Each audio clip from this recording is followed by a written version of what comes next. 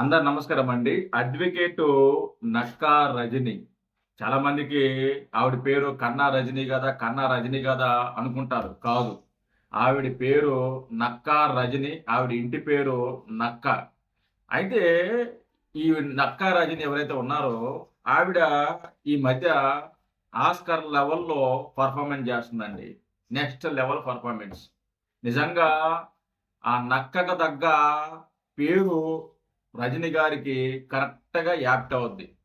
ఎలాగైతే జిత్తులు మారిన నక్క మాటలు మార్చొద్దో, జిత్తులు మారితనంగా ఉంటదో, మన రజనీ అక్క కూడా సేమ్ టు సేమ్ అలాగే ఉంటుంది. ఆవిడ ఇంటి పేరు నక్క అయితే ఆవిడ కన్నా రజని అని పెట్టుకుంటది. వాళ్ళు క్రిస్టియన్స్ అయితే ఆవిడ హిందువు అని చెప్పద్ది. వాళ్ళ నాన్న పాస్టర్ అయితే మేము హిందువులని చెప్పద్ది. ఇలా రకరకాలుగా ఆవిడ చెప్పుకుంటూ వస్తది. అయితే నిన్నో మొన్నో బీసీవై పార్టీ అనుకుంటా, సబ్జెక్ట్ కరెక్షన్. ఆయన పార్టీ కూడా నాకు తెలియదు, కానీ ఆయన పేరు తెలుసు. రామచంద్రయ్య యాదవ్, బోడి రామచంద్ర యాదవ్ గారు. ఆయన బీసీల కోసం నిరాహార దీక్ష చేయడం జరిగింది. సో ఓకే, ఆయన ఏదో చేశాడు, నేను ఆ విషయం గురించి మాట్లాడదలుచుకోవాలా. బట్ ఆయన రెండు రోజులు 3 రోజులు దీక్ష చేశారనుకుంటా. తర్వాత బహుశా ఆకలేసిందేమో ఆయన విరమించుకున్నారు. సో సబ్జెక్ట్ గురించి నేను మాట్లాడదలుచుకోవాలా. అయితే ఆ రోజు నక్కా రజని చేసిన పర్ఫార్మెన్స్ ఏదైతే ఉందో అది మాటల్లో చెప్పలేనిది. నా భూతో నా భవిష్యత్తు. ఎక్కడికెళితే అక్కడ అలా మాట్లాడద్ది. డిబేట్లో ఒక మాదిరిగా మాట్లాడద్ది. జనసేన పార్టీలో ఉన్నప్పుడు ఒక రకంగా మాట్లాడద్ది. వైసీపీలో ఉన్నప్పుడు జగన్మోహన్ రెడ్డిని పొగడ్తలో ముంచెత్తది. అంటే ఏ గాలికి ఆ సాప ఎత్తద్దు అనమాట.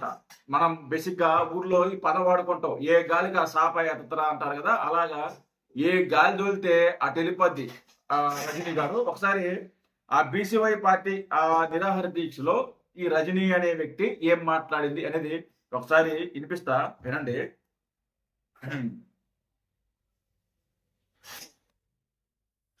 ఏ చెప్పు.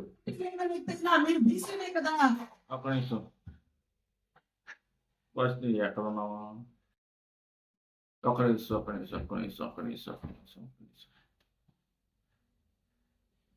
ఏ పార్టీలో ఉన్న వ్యక్తి అయినా మీరు బీసీనే కదా. మీకోసం కష్టపడుతున్నాడు కదా. దేనికోసం? ఏమి లేక ఒకవేళ రాజకీయంలో గెలవాలనుకోండి, పొత్తులు పెట్టుకోవచ్చు, స్కాములు చేయొచ్చు, స్కీములు చేయొచ్చు. నిరాహార దీక్షలు చేస్తారండి? చేసిన వాళ్ళు ఎవరన్నా సరదాగా ఒకరు చూపించండి. ఎందుకు లేరండి? చాలా మంది ఉన్నారండి. ఉన్నారండి. ఎందుకు లేరండి?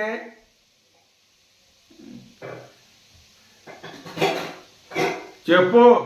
సో దయచేసి ఏంటా అతనిలో గొప్పతనం అని ఆలోచిస్తే, భగవంతుడు అన్ని ఇచ్చిన ఇంకేదో నేను పుట్టిన కులానికి ఇవ్వాలని తాపత్రయపడుతున్నటువంటి ఒక బీసీ సోదరుడి స్ఫూర్తి నచ్చి ఒక కాపింటి ఆడబిడ్డ అన్నా నీ పల్సు పడిపోయినప్పుడు నువ్వు అసలు నాకు డౌట్, నువ్వు కాపు కాదంట కదా, నువ్వు కాపే కాదంట కదా. మరి నేను కాపు బిడ్డని అంటావే. నువ్వు కాపు కాదని చాలా మంది టాక్ వస్తుంది. బట్ ఎంతవరకు నిజం నాకు తెలియదు. మీరు కాపు కాదంట, మీరు కాపు అని చెప్పుకొని తిరుగుతున్నారంట మీరు. మరి అది ఎంతవరకు నిజమో చూసుకోవాలి. మరి చూద్దాం, రాబోయే రోజుల్లో మాట్లాడదాం దాని గురించి కూడా. ఈ నిరాహార దీక్ష కంటిన్యూ చేయలేని సమయంలో నీ బీసీ బిడ్డ కాదు, నీ సోదరి ఒక కాపు బిడ్డ వచ్చి ఈ ఉద్యమాన్ని ముందుకు తీసుకువెళ్తది. తీసుకెళ్తాది. ఎక్కడికి నువ్వు తీసుకెళ్ళేది? మన ఇంట్లోనే మనకు దిక్కు లేదు. మనం ఇంట్లోనే మన దిక్కు లేదు. మనం ఇంట్లోనే మనకి ఇది లేదు. ఈవిడ వచ్చి సమాజం కోసం పోరాడుతుంట. ముందు మీ కుటుంబం కోసం పోరాడండి. ముందు మీ ఆయనకి భోజనం పెట్ట. ఫస్ట్ భోజనం పెట్టి పాపం రోడ్లలో పాపం ఆయన టిఫిన్ చేస్తుండో. అసలుకి ఇంట్లో భోజనం చేసి ఎన్ని రోజులు అయిందో మీ ఆయన.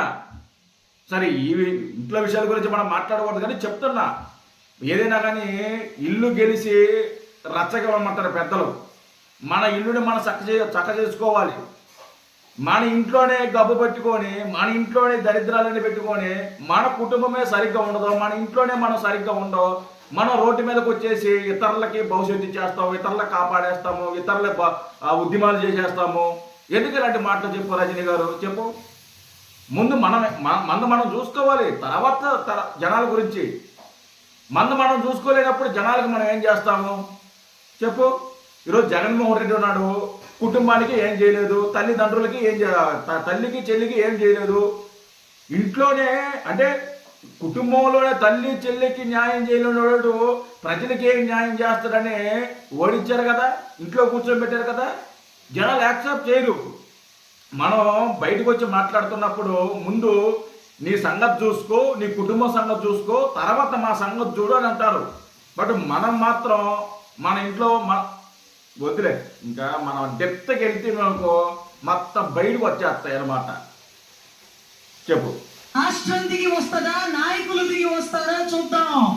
పోతామన్నా కరోనాతో పోయిన వాళ్ళు ఎంతమంది, యాక్సిడెంట్ లో పోయిన వాళ్ళు ఎంతమంది, హాస్పిటల్ బెడ్ మీద పల్స్ అందక ప్రాణాలతో పోరాడే వాళ్ళు ఎంతమంది, చరిత్రలో మిగిలిపోతామన్నా. సరే ఉండొచ్చు కదా రామచంద్ర యాదవ్ గారు, ఉండొచ్చు కదా. ఎందుకు 2-3 రోజులకి దీక్ష అన్నాడు, చేశాడు.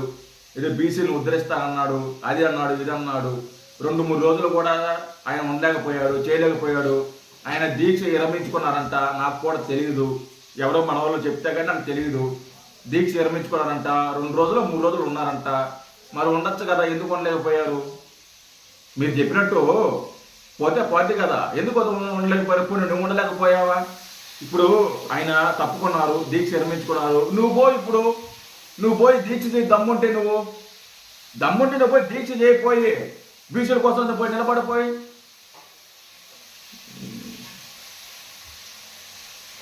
చెప్పు. ఇక ఎన్నోసార్లు కొడుదల పవన్ కళ్యాణ్ గారికి కూడా చెప్పేదాన్ని, అన్నా నేను పదవులు ఆశించను, పోతే ఒక విగ్రహం కట్టు, రంగా గారి పక్కన పెట్టు అని. నీ మొహానికి రంగా గారు విగ్రహం పక్కన పెట్టాలా? ఏం ఉద్ధరించావని నువ్వు? నాకు అర్థం కాలేదు. నువ్వేం పీకి పొడిచావని సమాజానికి, కాపులకి, లేకుంటే ఇంకో కులానికి నువ్వేం పీకి పొడిచావు? నువ్వు రంగా అరే ఆశకి అద్దె ఉండాలి, సిగ్గు ఉండాలన్నట్టు ఉండాలి కొద్దిగా సిగ్గు. నువ్వేదో ఉద్ధరించినట్టు పదవుల కోసం నువ్వు దేనికి వచ్చావో మాకు తెలుసు. నువ్వు ఏ పదవి ఆశించావో మాకు తెలుసు. నీ వ్యవహారం ఏంటో తెలుసు, మీ కథ ఏంటో తెలుసు, నీ వ్యవహారం మొత్తం తెలుసు. నువ్వు జనసేన పార్టీ నువ్వు చేసిన ఘనకార్యాలన్నీ ఇంత ముందుగా చాలాసార్లు చెప్పా, ఇంకా చాలా ఉన్నాయి కానీ మేము చెప్పదలుచుకోవాలా. ఆయన పెద్ద ఆయన విగ్రహం పక్కన విగ్రహం పెట్టాలంట, ఏమో పొడిచినట్టు. బీసీ సోదరులు కూడా కడతారు ఒకవేళ మేము పోతే మా విగ్రహాలు. చరిత్రలో మిగిలిపోయేలాగా ఉండాలి కానీ, చరిత్రను సృష్టించేలాగా ఉండాలి కానీ, రాజకీయం కోసం పొత్తులు పెట్టుకొని స్కాములు చేసి, స్కీములు చేసి, ఒకరి కింద ఊడిగం చేసి, వీటన్నిటికంటే ఉద్యమంలో పోవడం అంట స్ఫూర్తి ఇప్పటికీ ఎప్పటికీ తరాలు నిలబడినా ఒక్క పొట్టి శ్రీరాముల్ని చూడడం జరిగింది. మళ్ళీ చూస్తాం. మా నాయకుడు చచ్చిపోయే క్షణంలో కూడా, ప్రాణాలకు తెగించే పరిస్థితుల్లో కూడా ఒక దళిత బిడ్డల కోసం పోరాడి చరిత్రను సృష్టించి బడుగు బలహీన వర్గ నాయకుడిగా ఎలా అయితే ఎదిగాడో, ఈ రోజు నీ స్ఫూర్తి వల్ల కన్నా రజనీ కూడా ఎదిగే అవకాశాన్ని నువ్వు కల్పించావని నేను కోరుకుంటూ, నీకు ఇబ్బంది లేదు, నీకు అసలు సిగ్గనేది లేదు నీకు. అసలు దేవుడు సిగ్గనేది పెట్టాడా లేదా నీకు అసలు తెలియలా. అసలు నువ్వు ఆయనతో పోల్చుకోవటం మీద నాకు అర్థం కాలేదు. నువ్వు ఏం ఉద్ధరించావు, నువ్వు ఏం చేసావు, ఏం పీకావు నువ్వు? అసలు నువ్వు వెళ్ళింది ఎక్కడికి? బీసీలో ఉద్యమానికి వెళ్ళావు, ఆయన నిరాహార దీక్ష చేస్తున్నాడు. నువ్వు వెళ్ళి ఆయనకి సంఘీభావం తెలపాలో, లేకుంటే సపోర్ట్ చేయాలి, ఓటు చేయాలి. అంతేగాని అక్కడికి వెళ్ళి నేను పోరాడుతున్నాను, నాకు విగ్రహాలు కట్టండి, నాకు నిధులు కట్టండి, నాకు డబ్బులు ఇవ్వండి, నీ భజన ఏంది నాకు అర్థం కాల. అక్కడికి డిబేట్లోకి వెళ్ళినా నీ భజన చేసుకుంటావు, లేకుంటే ఇంకో ఇంటర్వ్యూలో చేసుకుంటే నీ భజన చేసుకుంటావు. ఇలాంటి బీసీ ఉద్యమాలకు వెళ్ళి కూడా అక్కడ నీ భజన చేసుకుంటావు. నీది ఏంటి అసలు? నీది ఎందుకు ఇది ఇదంతా? ఇది ఎందుకు? నీ బాధ ఏంటి అసలుకి రజనీ గారు? నాకు అర్థం కాలేదు. సిగ్గులే, ఏం మాట్లాడాలో అర్థం కదా నీ గురించి. సిగ్గు ఉంది అసలు నీకు మాట్లాడడానికి. నువ్వు వెళ్ళింది దేనికి? బీసీల ఉద్యమానికి. ఆయన ఏదో ఉద్యమాలు ఏదో చేద్దాము, ఉద్ధరిద్దాము, బీసీలు ఉద్ధరిద్దాము, ఇది కూడా అన్నాడు. ఆయన ఎవరు దేకలేదు, ప్రభుత్వం పట్టించుకోలేదు, బీసీలు కూడా పట్టించుకోలేదు. అలాంటి వాళ్ళు వస్తుంటారు పోతుంటారు, వాళ్ళ రాజకీయాల కోసం మమ్మల్ని వాడుకుంటారు అని బీసీలు కూడా అర్థమైపోయింది. అందుకే ఆయన వెనకాల బీసీలు ఎవరు లేరు. ఆయనకు ఆ సంగతి తెలిసింది. 2-3 రోజులకే నిరాహార దీక్ష ఇదా తీసేసుకున్నాడు, లేకుంటే నిమ్మరసం తాగాడు, ఇప్పుడు ఇంట్లో ఉన్నాడు. ఎవరిని మోసం చేయాలని మీరు, ఎవరిని ఇది చేయాలని మీరు? ఇప్పుడున్న రాష్ట్రంలో ఇప్పుడున్న సమస్యలు జరుగుతూ ఒక వ్యక్తిని ఒక తుప్పులక్కన పల్లాకున్నాం, పోరు పల్లాకున్నాం. మళ్ళీ మీలాంటి వాళ్ళందరూ పని పాట లేకుండా వచ్చి ఇలాంటి మొదల మాటలు మాట్లాడుతుంటారు. నక్క రజనీ కరెక్ట్గా సూట్ అయింది నీకు నక్క రజనీ. జై హింద్.